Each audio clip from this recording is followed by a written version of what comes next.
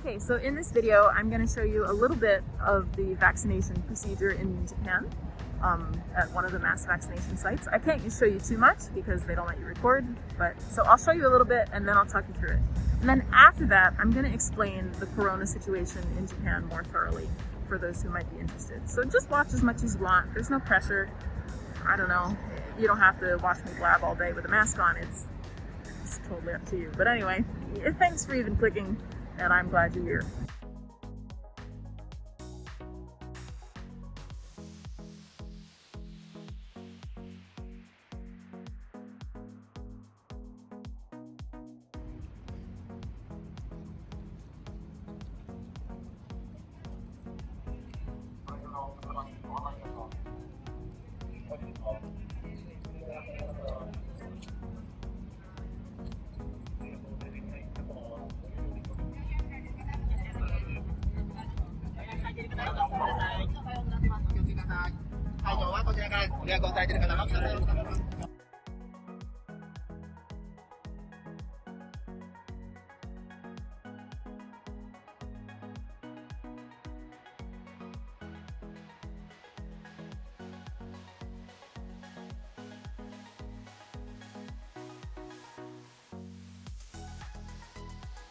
So they check your bag, take your temperature, do sanitizer, etc. They came and asked me if they needed a translator, and there's a Japanese guy and an Italian guy. The Japanese guy came over and said, "Oh, the other guy's a translator. He's Italian. He's very handsome. I'd love it if you get along." When I said, "No, I'm okay," he said, "Oh, you don't like Italians?" That was pretty funny. So here I am, I'm filling out paperwork. Okay, so I got it. You can't see it, but anyway, it's in that building back there. You can see the tents. Pretty much, you know, they made me turn my camera off, obviously. But yeah, I asked the nurse, is he working for the military? And he confirmed. I guess a lot of the staff is military, so that's good. Yeah, so pretty much it was a giant network that they have you walk in, take your temperature, sanitize, check your ID, check your voucher, that kind of thing, checking in. And then you get a color, and pretty much you follow that color the whole way through. So yeah, after the check-in, you fill out paperwork, and then you go to the waiting room. And then you go upstairs and you go to the waiting room, and then you see a nurse, and they check your paperwork to make sure you don't have any condition.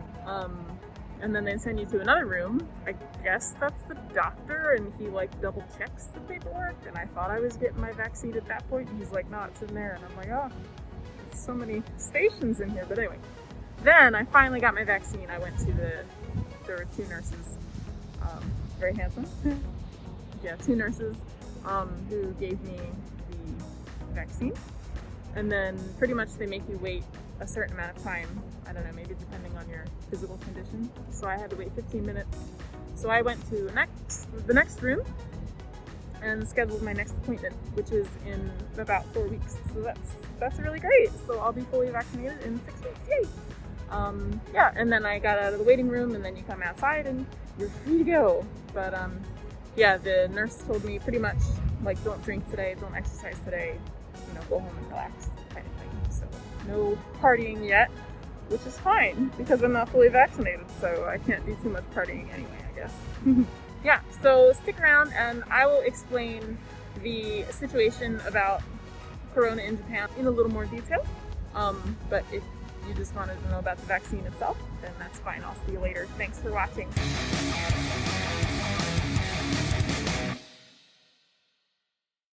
Okay, so I thought I would explain corona and the vaccine situation in a little more detail because my last video I was just kind of snarky and maybe people didn't really understand why I was so snarky. So I'm going to try to keep this kind of short because I could go on and on and on, of course, like anybody could about COVID. But I'm going to just explain how the Japanese government has handled COVID.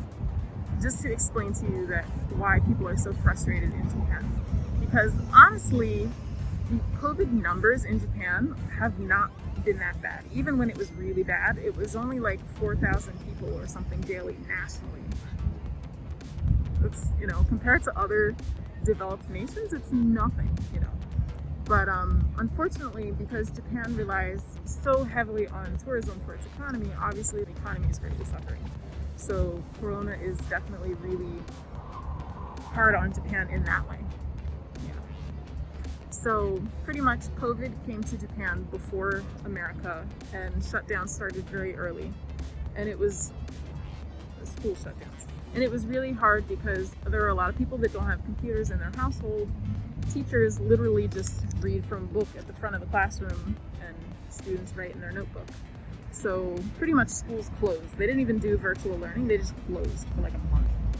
At that time, there was the Diamond Princess cruise ship, which was one of the first big COVID-infested cruise ships.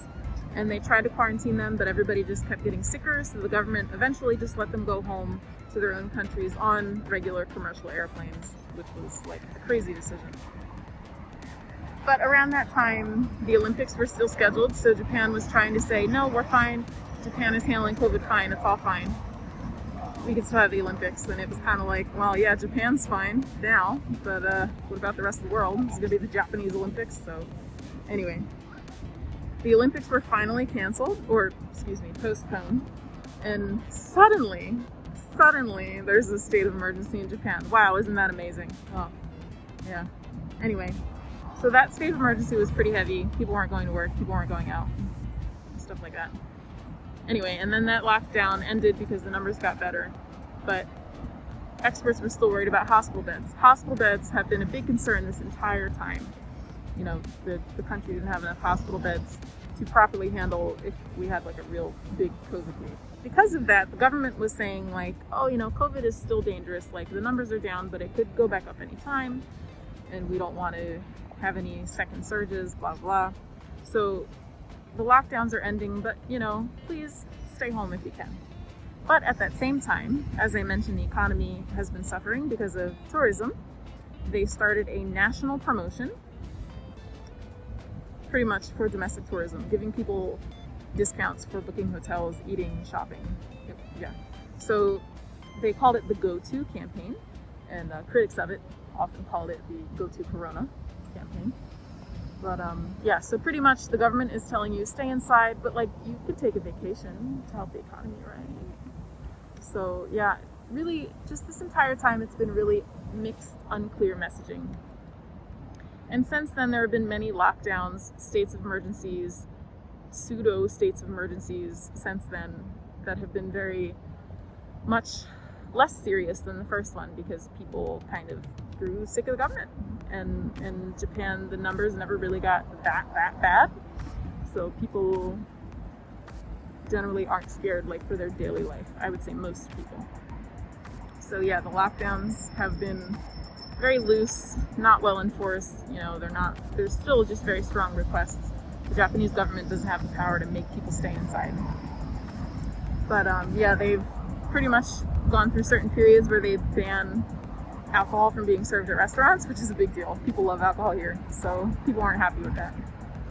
And there was one time that they had a state of emergency, and they said if we reach this number of infections and for a sustained amount of time, we will cancel the state of emergency. And pretty much that happened, but they extended it because they wanted to, because they can, they're politicians. Yeah, people are just really upset about the government. Pretty much just not caring about the people and just doing what they want to. It's, yeah, people are just tired of that here in Japan. Not to mention Japan's sort of government-sanctioned actual, discrimination. So in the beginning of COVID, when they locked down the borders, they would not let non-Japanese people who live in Japan back in Japan. So if you went home for spring break, you were stuck. You're stuck there, and your apartment or your house or your job, you can't come back for months and months. Even if you were married to a Japanese person and had half Japanese children, you still were not allowed in the country. It was insane. For months that went on. It was the only G7 country that had that policy. It was ridiculous. And there have been some local governments saying don't have dinner with non-Japanese people because they might have COVID. So Japanese people and foreign residents, we're all just really tired. Yeah, and I forgot to mention, they're having the Olympics this year, which of course, might be canceled, might not, might be canceled, might not. and they decided to have the Olympics, and lo and behold, there are enough hospital beds and doctors. Why didn't they have them for Japanese people, for residents here last year? Who knows? It's amazing. I'm at Tokyo Station now. There's the Olympic countdown. It's counting to the Paralympics now. We want to go back to normal just like the rest of the world, but we're getting there. You know, the developed nations are getting there. And yeah, Japan has recently donated some unwanted AstraZeneca vaccines to Vietnam and maybe some other countries, so that's very generous of Japan. Trying to be positive right now. I got my vaccine. It's exciting.